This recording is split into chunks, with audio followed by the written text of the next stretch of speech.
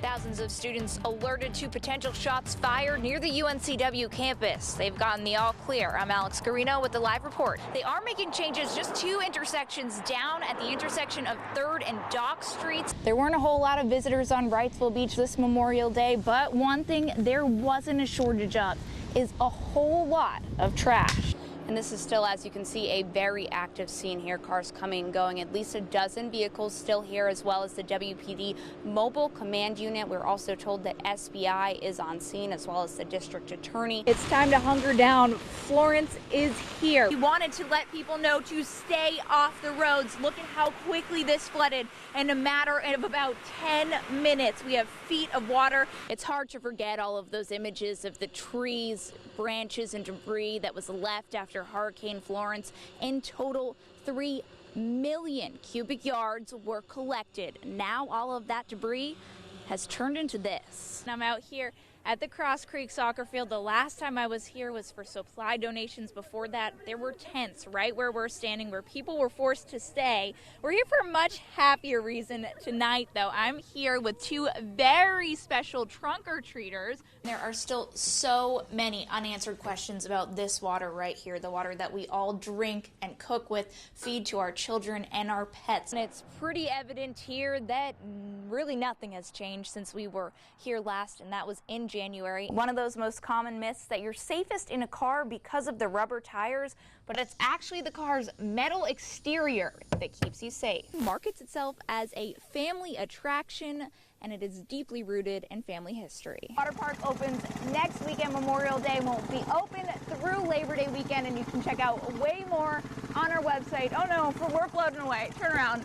Way more on our website, WACP.com. Brandon, John, I'll see you soon. See for yourself right now, all of these cars just flying by. Now, there are safety measures in place at this crosswalk. It is split in 2 here at 3rd and Ann, and there are lights that do flash, but neighbors say that really is not enough, and it doesn't do anything to stop the cars. Push the button, lights flash, but the cars don't stop. I've had all situations where I go halfway, where I retreat, where I stand there and I'm like seeing the car coming, trying to judge, is he slowing down or not? Bill Wagner lives on 4th Street and frequently takes his 2-year-old son with him for runs by the river.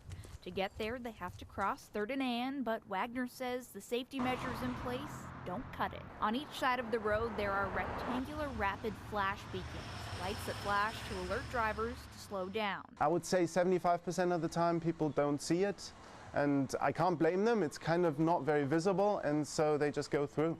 And I kind of feel scared every time I go through there. He says his neighbors all feel the same, and they want something called a hawk beacon, which is a flashing red light installed. City engineers surveyed this crosswalk last May with the intention of putting a hawk beacon at that intersection.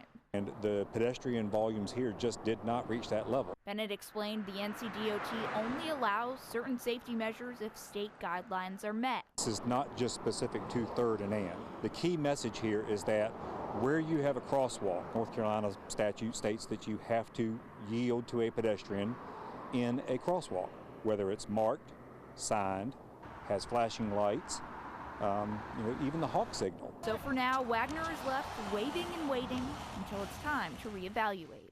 I'm always gesturing and sort of like trying to get attention to my presence at the crosswalk.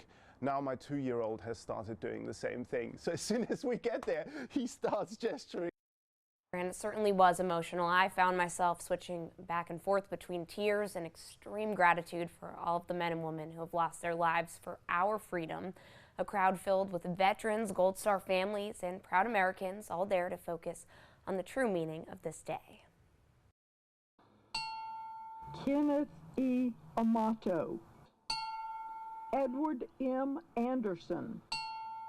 You know, as I look at cars drive back and forth, as I look at posts on Facebook, I see many people say Happy Memorial Day. I think that some folks really don't understand what this holiday is all about. Private First Class James McNeil, United States Army. It's not about going to the beach and getting in your boat. It's not about having a picnic. It's not about cookouts and going down to shop and find the latest sales. John T. Williams, United States Navy. It's not about a 3-day weekend. It's really about honoring not those that are living and serving, but the dead. It's about remembering the brave men and women who paid the ultimate sacrifice, fighting for our freedom. If it was not for the brave people of yesterday, we would not stand here free today. Private First Class Henry H. Sellers, Jr., United States Marine Corps. Today we thank you for rising up our heroes of America's past and the men and women who made the ultimate sacrifice, and for their families who had to carry on without them.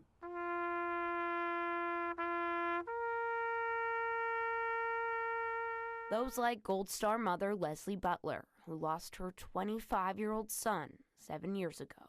Yes, I lost my son. He was North Carolina Army National Guard Military Police Sergeant Thomas J. Butler IV in Coast Afghanistan by an IED October 1st, 2012.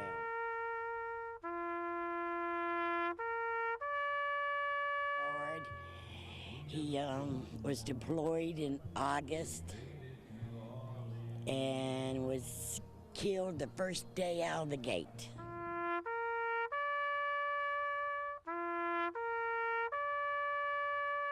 No, it doesn't ever get easier. I see that day. I remember that day. It was like the movies where when I heard a knock on the door and I opened the door, there were 2 uniformed military men and my daughter-in-law and her father coming up my yard, so they didn't have to say anything. I knew why they were there.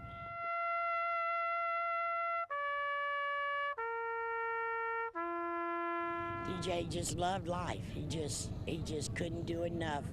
He was always helping someone. He was a good man, a very good man.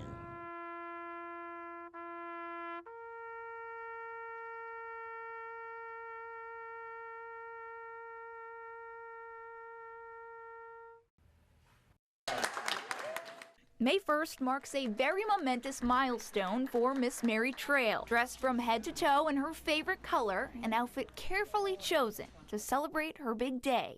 Cupcakes lined up 1, 3, all in cupcakes. You heard that right, 103. A celebration was certainly in order at Lakeshore Commons, where Miss Mary lives on her own and considers home. She doesn't have any relatives left, but said the staff at Lakeshore is her family. She also had quite a few visitors from around town.